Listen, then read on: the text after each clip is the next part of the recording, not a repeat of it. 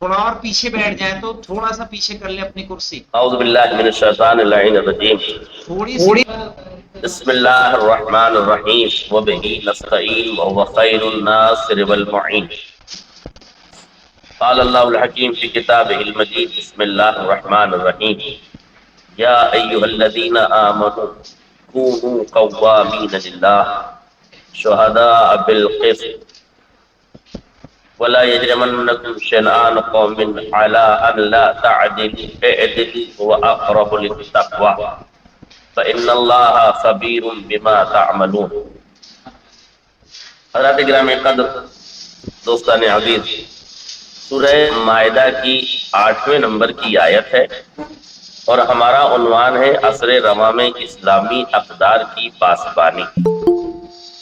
یعنی عصر حاضر میں ہمیں اسلامی نقطۂ نظر کو دیگر مذاہب و ملت اور دیگر افراد و اشخاص کے نظریات پر کس طریقے سے اسلامی اقدار کو الہامی اقدار ثابت کرتے ہوئے ان کی بالادستی، ان کی حکمتیں اور ان میں پوشیدہ راز و رموز کو عالم انسانیت تک پہنچانا ہے. چونکہ اس دور کے اقدار کچھ اور ہے اور اسلامی اقدار کچھ اور ہے. یہ ضروری نہیں کہ وہ لوگ جو دائرہ اسلام میں ہوں وہ بھی اسلامی اقدار کی پابندی کر رہے ہوں، اور یہ بھی ضروری نہیں ہے کہ جو لوگ دائرہ اسلام سے جڑے ہوئے نہیں ہیں وہ اسلامی اقدار سے انحراف کر رہے ہوں. اسلامی اقدار فطری اقدار ہے، نیچرلی اقدار ہے. وہ قوانین جو فطرت کے تقاضوں کو پورا کرتی ہے، ان تمام تر قوانین کو اسلامی نقطہ نظر سے اگر آپ دیکھیں تو ان میں حکمتوں کا سرچشمہ ہے. دور جدید میں سب سے پہلے اگر ہم بات کریں آیت سے قطع نظر ہو کے ایک دوسرے رخ پر ایک دوسرے اسلامی اقدار کی بات کریں تو سب سے پہلی قدر یہ کہ آج ہم چینلوں کے سامنے بیٹھے ہوئے ہیں. مستقل طور سے چینل اپنے بیانات آپ تک پہنچا رہے ہیں. اس وقت جب انسان ٹیلی ویژن کے سامنے، سوشل میڈیا کے سامنے بیٹھ کر دور دراز کی خبریں سن رہا ہے تو ان خبروں میں سچ اور جھوٹ کا معیار کیا ہونا چاہیے، کون سی قبول کرنا چاہیے، کون سی نہیں قبول کرنا چاہیے، کون سا صحافی سچ بول رہا ہے، کون سا صحافی جھوٹ بول رہا ہے، کہاں خبر پہنچائی جا رہی ہے اور کہاں خبر بنائی جا رہی ہے، بناوٹی خبریں کون سی ہیں، افسانوی خبریں کون سی ہیں، اور حقیقت پر مبنی چیزیں کون بتا رہا ہے. یہ ہم کیسے معلوم کریں؟ تو سیدھا سیدھا قرآن مجید نے عصر رواں میں زندگی گزارنے کے لیے اسلامی قدر کو صاف لفظوں میں بیان کیا. ان جاءکم فاسق بنبأ فتبینوا. جب بھی تمہارے پاس کوئی فاسق و فاجر کوئی خبر لے کر آئے تو تم اس کی چھان بین کرو. فتبینوا یہ پہلا قدر ہے، اسلامی قدر ہے. یعنی کوئی بھی خبر جو آپ تک پہنچ رہی ہے اس خبر کو آپ فوراً من ان آنکھ مون کر، آنکھ بیچ کر، عقل پر تالے لگا کر، دل کو بند کر کے فوراً اسے قبول نہ کر لیں، بلکہ یہ دیکھیں کہ یہ خبر کہاں سے آ رہی ہے، کون دے رہا ہے، کس کے لیے دے رہا ہے اور کس مقصد کے تحت دے رہا ہے. ایسا تو نہیں کہ چینل اپنی ٹی آر پی بڑھانے کے لیے خبریں بنا رہا ہے، ایسا تو نہیں کہ وشیش سمودائے کے خلاف نفرت کا ایک محاذ کھولا گیا ہے اور اس محاذ میں ہم دشمن کا آلۂ کار بن جائے. ایسی صورت میں دشمن شناسی ایک بہت بڑا فریضہ ہے. اس وقت ہر آدمی کی ذمہ داری ہے کہ وہ دشمن شناس ہو، بالخصوص علماء اعلام، طلاب اعظام، طالبات محترمات. ان سب کی ذمہ داری ہے کہ دوستوں کو پہچانے چاہے نہ پہچانے مگر دشمنوں کو بغور پہچانے. اس لیے کہ دوستوں کو نہ پہچاننے سے ذاتی دشمنوں کو پہچاننے سے قومی نقصانات کا سامنا کرنا پڑے گا. ایک خطیب، ایک واعظ، ایک ذاکر کی ذمہ داری ہے کہ وہ دشمن شناس، دشمنوں کو پہچانتا اور پہچانتی ہو. جب تک ہم دشمن شناس نہیں ہوں گے عصر رحم ہم کامیابی حاصل نہیں کر سکتے. تو ہم سے بڑے دشمن ہیں جو ہمارے ہی خلاف زہر اگل رہے ہیں. آسان لفظوں میں کہوں تو ٹی وی چینلوں میں بیٹھے ہوئے لوگ وہ آدمی کم اور جانوروں کا روپ دھارن کر چکے ہیں. کبھی وہ سانپ بن جاتے ہیں اور زہر اگلنے لگتے ہیں, کبھی وہ بچھو بن جاتے ہیں اور ڈنک مارنے لگتے ہیں, کبھی سگے آوارہ کی طرح بے محل بھونکنے لگ جاتے ہیں, کبھی لومڑی کی صفت اختیار کر کے بیجا چالاکی کا مظاہرہ کرتے ہیں, اور کبھی عقل سے پیدل ہو کر انسان ہوتے ہوئے بھی گدھے نظر آتے ہیں اور دوسروں کو بے وقوف بننے کی کوشش کرنے لگتے ہیں. ایسے حالات میں, ایسے وقت میں, اس دور میں ہمیں جینا ہے تو فتبینوا کا ایک پیمانہ ہے جو ہمیں سامنے رکھنا پڑے گا. فتبینوا کی ایک چھلنی ہے جس میں ہمیں خبروں کو چھاننا پڑے گا کہ فاسق و فاجر کے لب و لہجے کا کوئی اعتبار نہیں پاتا. البتہ جب انسان جھوٹ تیز رفتاری سے بولنے لگتا ہے تو اس کے منہ سے جھوٹ بھی سچ نظر آنے لگتا ہے. ورنہ فطرت کے تقاضے یہ کہتے ہیں جب زبان ضمیر سے موافقت نہ رکھے تو لبوں میں لڑکڑاہٹ پیدا ہوتی ہے, بیان میں ارتعاش پیدا ہوتا ہے. اس لیے یہ دیکھیے گا کہ جب زبان چل رہی ہو اگر ضمیر موافقت کرے گا تو زبان میں ارتعاش نہیں ہوگا, بیان میں لڑکڑاہٹ نہیں ہوگی. مگر جب زبان ضمیر کا ساتھ نہ دے, ضمیر کہہ رہا ہو کہ یہ ظلم ہے اور زبان کہنے پر مجبور کر دے کہ نہیں یہ ظالم ہے. پوری دنیا دیکھ رہی ہے غزہ میں کیا ہو رہا ہے, مگر ظلم اور ظالم دونوں آیا ہے, دونوں سامنے ہیں, مگر اس کے باوجود بھی جو ٹی وی چینلوں کے رویے ہیں وہ آپ کی نظروں کے سامنے ہیں. کس طرح سے ظالم کو مظلوم اور مظلوم کو ظالم بنا دیا جاتا ہے آپ یہ دیکھ رہے ہیں. ایسے حالات میں ہماری ذمہ داری ہے کہ ہم مظلوم کا ساتھ دیں. مولا نے فرمایا کہ ظالم کے مقابل کھڑے ہو جاؤ اور مظلوم کے مددگار ہو جاؤ. ظاہر ہے کہ مولا کا یہ فرمان ذیشان ہمیں اس بات کی دعوت دیتا ہے کہ ہم مظلوم کا ساتھ دیں. مظلوم کے ساتھ دینے کے مختلف طریقے ہو سکتے ہیں. یا تو ہم مظلوم کا ساتھ دیں, لڑائی کریں, جھگڑا کریں, اسلحہ اٹھائے وہاں جائے, اور ایک دعا کا طریقہ یہ بھی ہے کہ ہم دعا کریں. اگر مظلوموں کے حق میں ہماری دعا ہی کارگر ہو جائے تو یہ بھی بہتر ہے. اگر ہمیں ملک کے آئین و قوانین لڑنے کی اجازت نہیں دیتے تو ملک کا احترام لازم ہے, ضروری ہے, واجب ہے. اس ملک کے عزیز کے امن اور اتحاد اور اس کے آئین و قوانین پر عمل کرنا ہماری شرعی, اخلاقی, فطری اور انسانی ذمہ داری ہے. اسے ملحوظ خاطر رکھتے ہوئے مگر جب چاروں طرف سے دروازے بند ہو جائیں تو مسلح عبادت پر دعا کے اسلحے کے ذریعے سے کام کیا جا سکتا ہے. چونکہ قرآن مجید کے یہ صاف آیت کریمہ اس بات کی طرف اشارہ کر رہی ہے یا ایھا الذین آمنوا, اے صاحبان ایمان, کونوا قوامین للہ, کھڑے ہو جاؤ صرف اور صرف اللہ کے لیے. گواہی دو شہداء بالقسط, جب تم گواہیاں دو تو عدل و انصاف کے ساتھ گواہی دو. گواہیوں میں جھوٹ نہ ہو, ضمیر فروشی نہ ہو, ضمیر کا سودا نہ ہو, اقدار ٹکے ہوئے نہ ہو, انسان اپنے وجود کا سوداگر نہ بن جائے. اس لیے گواہیاں دو, عدالتوں میں جاؤ تو انصاف سے کام لو, انصاف سے گواہی دو. ہر طرف سے شک وحشت کی ضرورت نہیں ہے بلکہ توکل اللہ, اپنے خدا پر اعتماد و اعتماد. وَلَا يَجْرِمَنَّكُمْ شَنَآنُ قَوْمٍ عَلَىٰ أَن لَّا تَعْدِلُوا اعْدِلُوا هُوَ أَقْرَبُ لِلتَّقْوَىٰ. تو یہ قرآن مجید کا بنیادی فقرہ ہے جو سماج کو سدھارنے کے لیے ایک بہترین راہ اس میں بتائی گئی ہے کہ دیکھو تمہارا آپسی جھگڑا اس حد تک نہ بڑھ جائے کہ تم عداوت میں عدالت کا دامن ہاتھ سے چھوڑ دو. کیا مطلب ہے کہ ہم عداوت میں عدالت کا خیال رکھیں؟ عداوت میں عدالت کا خیال اس طرح رکھا جاتا ہے کہ اگر ہماری لڑائی کسی فرد خاص زید سے ہے تو عداوت کا دائرہ زید کی ذات تک محدود ہونا چاہیے.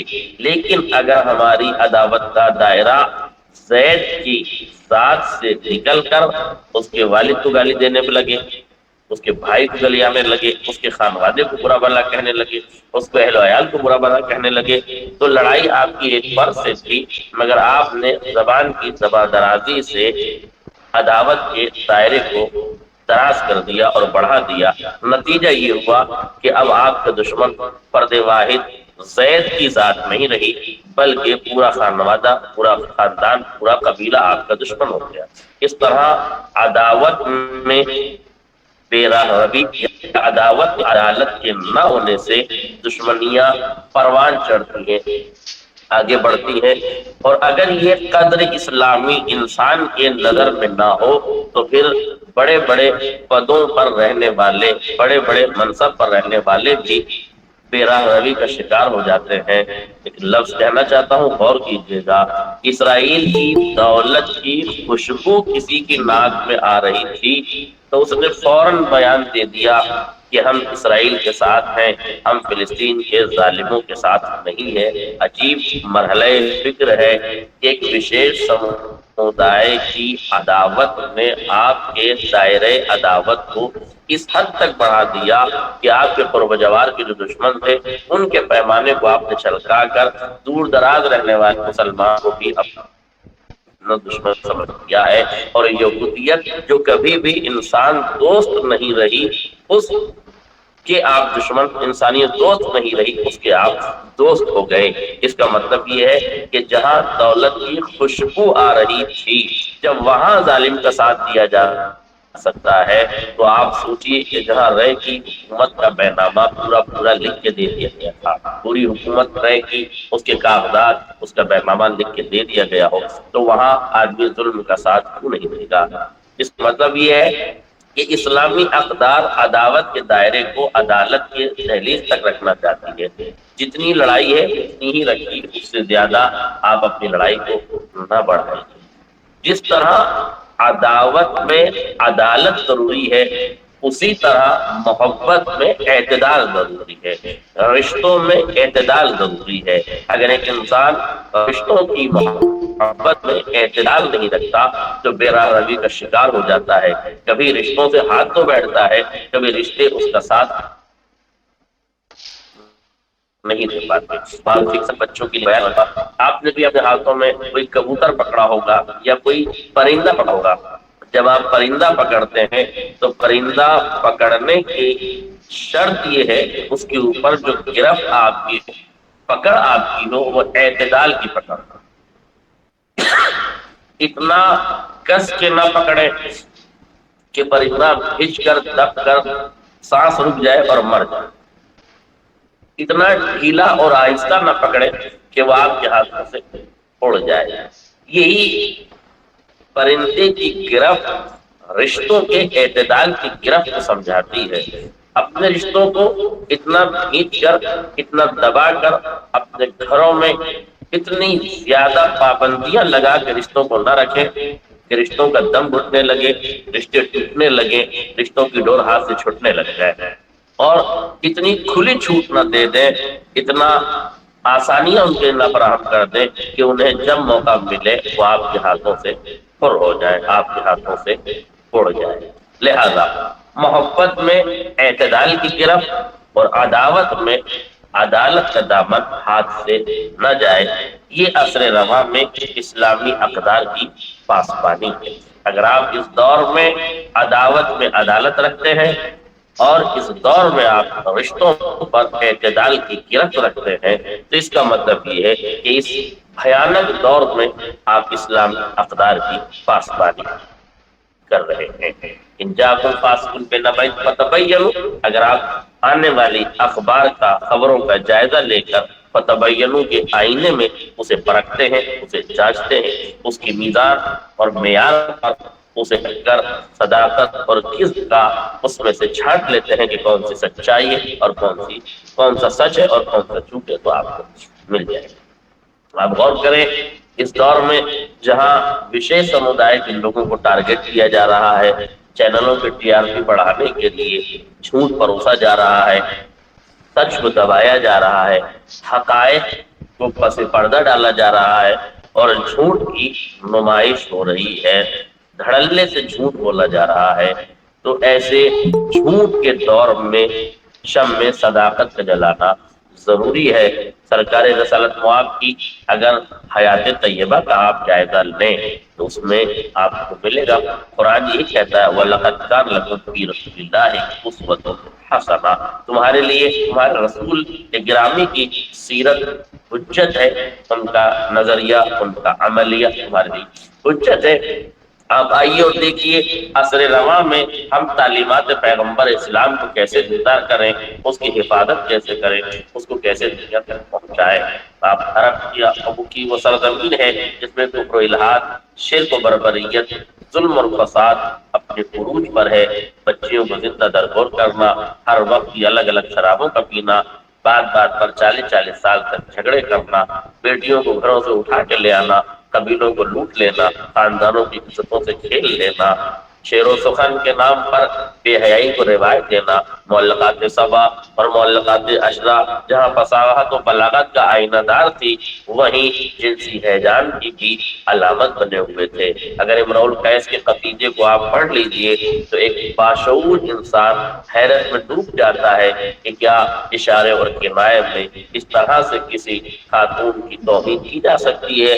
اس کے لب و رخسار سے لے کر اس کے وجود کے ہر حصے کو اس میں کنایتاً و اشارتاً درشایا گیا، اس میں پیش کیا گیا، اور اسی کے سندرب میں عورت کی ایک توہین کی گئی جسے قدرت نے لائق احترام بنایا تھا، اسے شعراء عرب نے اپنے قافیوں کے بندھن میں باندھ کر، اپنے ردیف کے پیمانے کو چھلکا کر، حسن و جمال کو عنوان بنا کر عورت کی بے پردگی کو مکمل طور سے اجاگر کیا، اس کا اظہار کیا۔ یہ وہ شعراء عرب تھے جن کی شاعری ادب کے لحاظ سے عروج اور کمال کو تھی، مگر فصاحت کے اعتبار سے کمال، بلاغت کے اعتبار سے کمال پر تھی، مگر اخلاق اسلامی، آداب اسلامی، اقدار انسانی اور احترام نفوس اور نفوس محترمہ جتنے بھی لوگ ہیں ان کے احترام کا کہیں اس میں پہلو نظر نہیں آتا۔ آپ جانتے ہیں کہ شعراء عرب میں تہذیب و تحقیر کا بھی ایک سلسلہ جاری تھا۔ بازار اوقات جو فساد و بلاغت کا مرکز تھا وہ در حقیقت بد اخلاقی اور بد عقیدگی کا بھی عنوان بنا ہوا تھا۔ میں معلقات سبا یا عشرہ پر بحث نہیں کرنا چاہتا، مگر اگر آپ ان کے مفاہیم کو پڑھیے تو ان میں موجود فساد اخلاقی آپ کو صاف صاف نظر آ جائے گا۔ ایسے ماحول میں کہ جہاں چاروں طرف جھوٹ عام تھی، بے ایمانی عام تھی، لڑائی عام تھی، جھگڑا و فساد عام تھا، ایک دوسرے کے خلاف محاذ آرائی تھی، بات بات پر جھگڑا ہوتا تھا، تلوار نکلتی تھی، قتل و غارت گری ہوتی تھی، قبیلوں پر حملے ہوتے تھے، ناموس کی عزت نہیں کی جا رہی تھی، عورت کو ایک کھلونا سمجھا جا رہا تھا اور اس کی ہر طرح سے توہین و تضحیق کی جا رہی تھی۔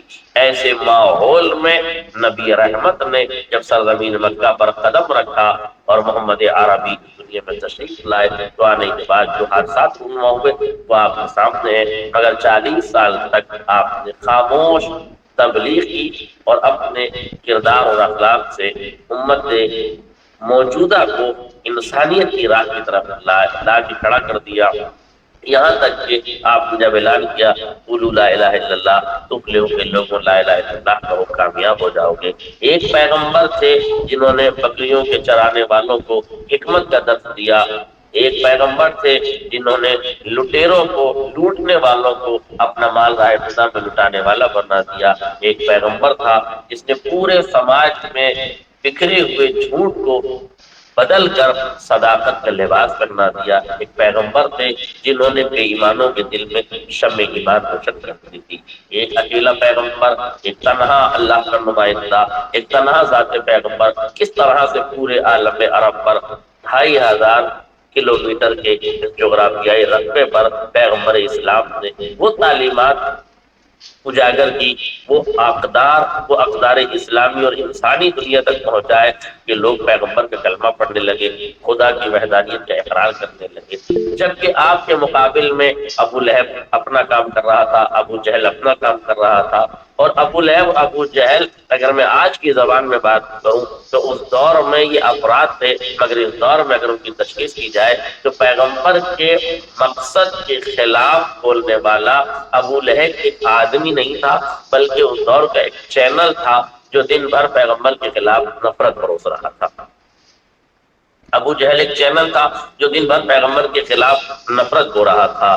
ابو سفیان ایک چینل تھا جو دن بھر پیغمبر کے خلاف نفرتی بیانات دے رہا تھا۔ اور یہ بھی قرآن مجید کی ایک خوبصورت تعبیر ہے کہ جہاں اس نے ابو لہب کے ہاتھ توڑنے کی بات کہی ہے، تبت یدا ابی لہب، ابو لہب کے ہاتھ ٹوٹ جائے۔ ہاتھ ٹوٹنے کا مطلب یہ خواتین کا غصہ اور گالی نہیں ہے کہ ہاتھ ٹوٹ جائے، یعنی اس کی قدرت شرط ہو جائے، اس کا مقصد ختم ہو جائے، اس کا وہ بیان ختم ہو جائے، اس کے وہ اثرات ختم ہو جائے جو وہ پیغمبر کے خلاف بیان دے رہا تھا۔ اور قدرت نے اس چینل میں کام کرنے والے خالی ابو لہب ہی کو ٹارگٹ نہیں کیا، وہ امرأتہ حمالۃ الحطب، اور اس کی بیوی بھی، جبکہ لفظ اگر آپ دیکھیں تو وہ امرأتہ، اس کی عورت قرآن نے کہا ہے، بیوی نہیں کہا ہے، اس لیے کہ جب عورت اقدار اسلامی اور انسانی سے ہٹ جائے تو وہ زوجیت کے شرف سے محروم ہو جاتی ہے، چاہے وہ کافر ہی کی زوجیت کیوں نہ ہو۔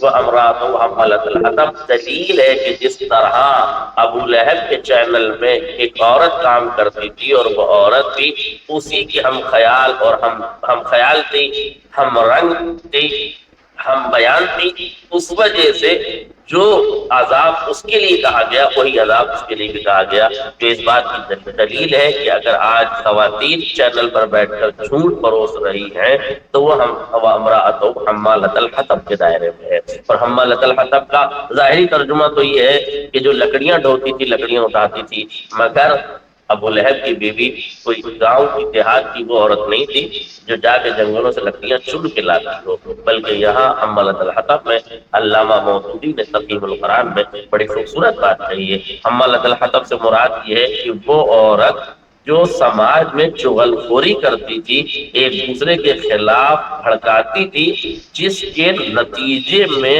دو خاندانوں کے درمیان لاٹھیاں اٹھ جاتی تھی اور وہ اپنے اپنے ڈنڈے اور لاٹھیاں لا ایک دوسرے سے لڑنے لگتے تھے۔ لہذا امرأۃ حمالۃ الحطب کا مطلب ہر وہ خاتون جو خاندانوں میں چپکلش کروا دے، ہر وہ خاتون کے جو وشیش سمودائے کے خلاف نفرت کا محاذ کھول دے، ہر وہ خاتون جو چغل خور ہو، ہر وہ خاتون جو رشتوں کی آبروئیوں کو بھیٹ چڑھا دے، ہر وہ خاتون جو ظلم کے چرنوں میں اپنی مالائے پیش کر دے، ظلم کے دیوتا کی پوجا شروع کر دے۔ لہذا وہ تمام خواتین و امرأۃ حمالۃ الحطب کے دائرے میں ہیں، گرچہ یہ تفسیر نہیں ہے مگر تفہیم قرآن کا ایک ذریعہ ہے کہ اگر عصر رواں میں ہم قرآن مجید کی آیات کو اس دور پہ منطبق کرنا چاہیں تو اس کا انطباق جلی بمصداق جلی آپ کو نظر آتا ہے، گرچہ روایات کی روشنی میں تفسیر بالرائے کے پہلو سے بچنے کے لیے ہم صرف یہ کہہ سکتے ہیں کہ یہ ہمارا اپنا خیال ہے جو قابل مناقشہ ہے، صحیح بھی ہو سکتا ہے اور غلط بھی ہو سکتا ہے۔ لہذا اس طرح سے اگر ہم اقدار اسلامی کی پاسبانی کریں تو میں یہ سمجھتا ہوں کہ یقیناً ہمیں کامیابی اور کامرانی میسر ہو سکتی ہے۔ جنگ کے اصول و اسلوب میں مولا کائنات نے صاف لفظوں میں جمل و صفین کے میدان میں امت مسلمہ کو متوجہ کرتے ہوئے فرمایا کہ دیکھو بھاگتے ہوئوں کا پیچھا نہ کرنا، دیکھو جو زخمی ہو کے گر جائے ان پر حملہ نہ کرنا، عورتوں اور بچوں پر ظلم نہ کرنا، ان کی کھیتیوں میں آگ نہ لگانا، ان کے کنوؤں میں، ان کے تالابوں میں، پانی میں زہر نہ دینا۔ یہ سب فرمان کیوں جاری کیے جا رہے ہیں؟ حالانکہ جب جنگ ہوتی ہے تو کچھ نہیں دیکھا جاتا، تو دشمن دیکھا جاتا ہے اور دشمن کا نظریہ دیکھا جاتا ہے۔ آپ دیکھیں، ابھی آپ نے سنا ہوگا کہ ایک عیسائی راہب نے، ایک پوپ نے یہ بیان کیا کہ ہمارا بچوں کو قتل کرنا جائز ہے، اس لیے کہ یہ بچے بڑے ہو کر دہشت گرد بنیں گے، ظالم بنیں گے، اس لیے ہم شروع ہی سے ان کی جڑوں کو کاٹ دیں۔ یہ راہب کہہ رہا ہے، جبکہ اسلام کا حقیقی نمائندہ جنگ جمل میں صاف لفظوں میں اعلان کر رہا ہے کہ تمہیں بچوں اور عورتوں کو قتل کرنے کی نوبت نہیں ہے۔ یہی ہے وہ دائرہ عداوت میں عدالت کا دائرہ جو مولا کائنات نے اپنی زندگی میں بتایا۔ اور اگر مولا کائنات کی حیات میں عداوت میں عدالت دیکھنی ہے تو آپ اس وقت دیکھیے جب ابن ملجم ابن سر پہ ضربت لگائی تو آپ نے امام حسن سے فرمایا میرے لال اسے ایک ہی ضربت لگانا، اس سے زیادہ ضربت نہ لگانا، اس لیے کہ اس نے بھی ایک ہی ضرب مانگی ہے، اور اس کے بعد جس نے ضربت لگائی ہو اسے شربت پلا کے عداوت کے دائرے کو اس کی ذات تک محدود کر دیا۔ فرمایا اس کے کھانے اور پینے کا انتظام کرنا، مولا یہ قاتل ہے، اس نے سر پہ ضربت لگائی ہے، اس کے کھانے اور پینے کا انتظام کرنے کا کیا مطلب ہے؟ کہا میں حاکم ہوں اور حاکم کی ذمہ داری ہے کہ قیدی کے کھانے اور پینے کا انتظام کرے، اس نے جو جرم کیا ہے اس کی اسے سزا ملے گی، مگر مجھے اپنی حاکمیت کے اس فریضے کو بھی انجام دینا ہے جو اس کے تئیں مجھ پر لازم ہوتا ہے۔ کیا کائنات میں ایسا کوئی امیر ملے گا جو عداوت میں عدالت کے دامن ہاتھ سے نہ چاہتے تھے؟ کیا کائنات میں ایسے لوگ آپ کو ملیں گے؟ ہاں ملیں گے، تو وہی ملیں گے جو آل محمد کے نقش قدم پہ چلنے والے ہیں۔ 2006 کی جنگ میں جب اسرائیل لبنان پر حملہ کرنا چاہتا تھا تو اسرائیل میں لوگوں نے کہا، اسرائیل کی عوام نے اس کے آفیسر سے کہا جو جنگ کے لیے جا رہے تھے، کمانڈر سے کہا کہ آپ ہماری پروٹیکشن، ہماری حفاظت کیسے کریں گے؟ ایک عجیب جواب تھا جو بے ادبی کا جواب تھا، مگر چونکہ کمانڈر کا جواب تھا اس لیے مجھے نقل کرنا ہے۔ اس نے کہا تھا کہ اگر میں لاکھوں اسرائیلیوں کی حفاظت اور پروٹیکشن میں اپنی فوج کو لگا دوں گا تو جنگ کرنے تمہارا باپ جائے گا، تمہارا باپ جا کے لڑے گا۔ یہ اس کی ورڈنگ تھی جو نیوز چینلوں نے باقاعدگی اس سے اظہار کیا، اور اس کے بعد جو کہنے آیا تھا کہ ہمیں پروٹیکشن کی ضرورت ہے، اس نے آج پھر یہ جملہ پلٹ کے اس کے جواب میں کہا کہ ٹھیک ہے تم جاؤ لڑو اور تمہیں ہمیں بچانے کی ضرورت نہیں ہے۔ حزب اللہ کا جنگ کا اسلامی طریقہ ہی ہماری حفاظت کرے گا، وہ ہم نہتوں پہ وار نہیں کریں گے بلکہ وہ فوجی ٹھکانوں پہ وار کریں گے۔ تو پھر حزب اللہ نے 2006 کی جنگ میں اسلامی اقدار کا خیال کرتے ہوئے انہوں نے صرف فوجی ٹھکانوں پر حملہ کیا، نہت کے لوگوں پر، بے گناہ لوگوں پر حملہ نہیں کیا۔ یہ صورتحال بالکل واضح ہے کہ کبھی بھی حزب اللہ نے نہتے لوگوں پر حملہ نہیں کیا، عورتوں اور بچوں کو قیدی نہیں بنایا، جب بھی قیدی بنایا تو سولجرز کو، سپاہیوں کو قیدی بنایا، جو اس بات کی دلیل ہے کہ ہر تنظیم اسلام کے لیے تو لڑ سکتی ہے مگر اسلامی اقدار کو زندہ رکھنا یہ بہت مشکل کام ہے، اور یہ کام صرف علی کر سکتے ہیں یا علی کے نقش قدم پہ چلنے والے کر سکتے ہیں، پیغمبر کر سکتے ہیں یا پیغمبر کے نقش قدم پہ چلنے والے کر سکتے ہیں۔ سارے نفرتی چینل اور چنٹو پیغمبر کے خلاف نفرتیں پھیلاتے رہے، مگر آج آپ یہ بتا دیں کہ ابو لہب، ابو جہل، ابو سفیان، عتبہ، شیبہ، ان سب کے چینل نفرتوں کے چینل جیتے یا پیغمبر کی محبت کا چینل جیت گیا؟ ان کا محاذ کامیاب ہو گیا، جو اس بات کی دلیل ہے کہ نفرتیں کبھی جیتتی نہیں اور محبتیں کبھی ہارتی نہیں۔ چینلوں پہ بیٹھے ہوئے لوگ سانپ صفت ہیں، انہیں سے اگلنے دو۔ تمہاری ذمہ داری یہ اثرے میں اپنی مجلسوں میں، اپنے درسوں میں، اپنے حلقوں میں تریاق کا تبرک تقسیم کر دو تاکہ ان کے زہر سے بچا جا سکے۔ وآخر دعوانا ان الحمدللہ رب العالمین وما علینا الا البلاغ۔ شکریہ استاد، محمد وعلی محمد وعلی فرجہ۔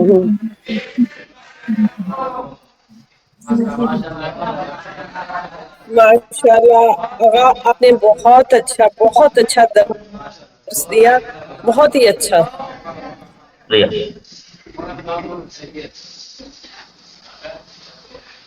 کسی کو کوئی سوال ہو یا کوئی بات ہو، شکریہ بھی ادا کرنا ہو تو کر سکتے ہیں۔ بہت شکریہ جی استاد۔ شکریہ ادا کر رہے ہیں کہ بہت اچھا دیا، خدا جزائے خیر دے۔